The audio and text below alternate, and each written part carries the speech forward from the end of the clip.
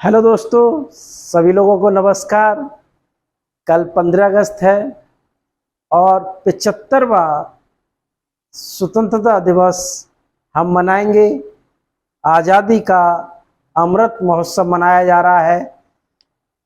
तो इसी बात पे भारत माता की जय। चलो स्टार्ट करते हैं। आज का टॉपिक पर्यावरण प्रदूषण सूचकांक 2022। इसमें हम देखेंगे कि शीर्ष पर कौन सा देश है और भारत की रैंकिंग क्या है और इसके मानक क्या क्या हैं। देखिए बेटा, इसकी शुरुआत कब हुई? 2002 में हुई।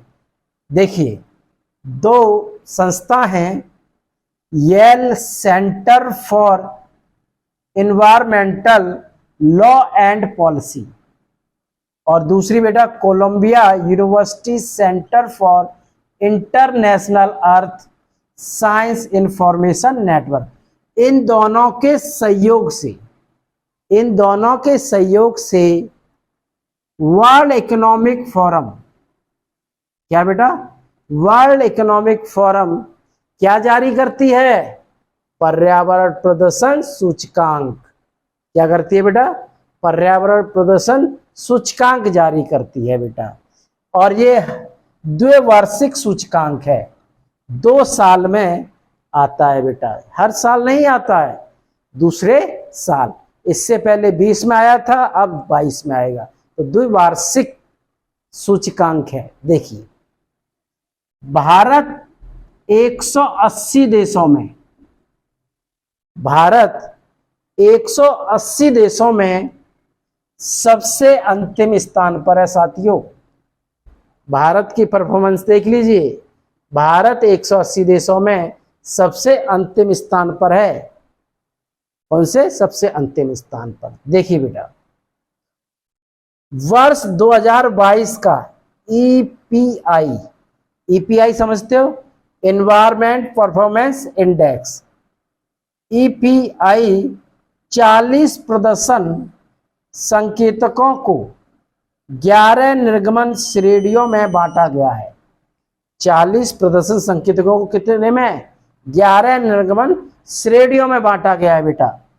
नेक्स्ट, श्रेणियों के वितरण में 3 नीतिगत उद्देश्य हैं।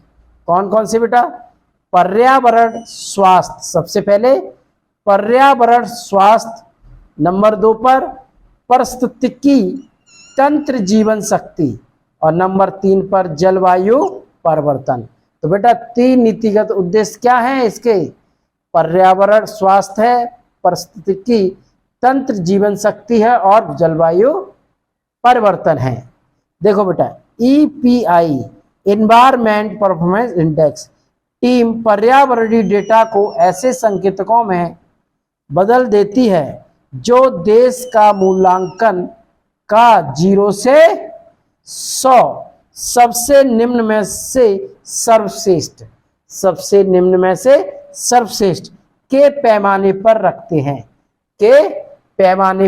रखते हैं। देखिए बेटा, 18.9 कितने बेटा? 18.9 के स्कोर के साथ भारत 180 बी रैंकिंग पर है। 180 देशों में भारत अंतिम इस 180 बी रैंक पर है। पाकिस्तान, बांग्लादेश, वियतनाम, म्यांमार के बाद है। नेक्स्ट, ईपीआई के अनुसार भारत ने विधि के शासन, भ्रष्टाचार पर नियंत्रण और सरकारी प्रभावशीलता के मानक पर भी कम स्कोर किया है। किस किस पर कम स्कोर किया है? भारत ने विधि के शासन, भ्रष्टाचार पर नियंत्रण और सरकारी प्रभावशीलता पर भी क्या किया है? कम स्कोर किया है। ईपीआई 2020 में भारत 27.6 के साथ 168 बी रैंकिंग पर था। कौन सी पर? 168वीं रैंकिंग पर बेटा। ईपीआई निर्णय लेने वालों को शीर्ष स्तरीय प्रदर्शन के चालकों को पहचानने में सक्षम बनाता है। क्या बनाता है? सक्षम बनाता है बेटा। ईपीआई डेटा किसी देश की स्थिरता को बढ़ाने के लिए वित्तीय संसाधन, सुशासन, मानव विकास और नियामक गुणवत्ता मायने रखती है। क्या रखती है बेटा? पहली बात, वित्तीय संसाधन, सुशासन, मानव विकास और नियामक गुणवत्ता क्या रखती है? मायने रखती है। देखिए सबसे शीर्ष पर कौन है? डेनमार्क। सबसे लास्ट में कौन है? भारत 180वें देश पर। दूसरे नंबर पर यूनाइटेड किंगडम। तीसरे पर बेटा फिनलैंड। देखिए सम की इंडिकेशन एंड इंडिया। कौन कौन सी इंडिकेशन है बेटा? बायोडायवर्सिटी। बायोडायवर्सिटी कितने पे बेटा? ये 179 पर, 179 पर बेटा। प्रोटेक्टेड एरियाज 177 पर बेटा। नंबर 3 स्पीसीज प्रोटेक्शन इंडेक्स 175 पर बेटा। एयर क्वालिटी 179 पर बेटा। क्लाइमेट पॉलिसी 165 पर बेटा। इकोसिस्टम विटिलिटी 178 पर बेटा। ग्रीन हाउस गैसेस स्पीसीज 171 पर। बायोडायवर्सिटी हैबिटेट इंडेक्स 170 पर। PM 2.5 174 पर। वेस्ट मैनेजमेंट बेटा 151 पर। तो सबसे पहले जो क्वेश्चन बनेगा कि क्या बनेगा बेटा? इन्वायरमेंट परफॉर्मेंस इंडेक्स 2022 में भारत का कौन सा स्थान है? तो 180वां स्थान है। 180 देशों में सबसे अंतिम बा बेटा। दूसरा क्वेश्चन क्या बनेगा?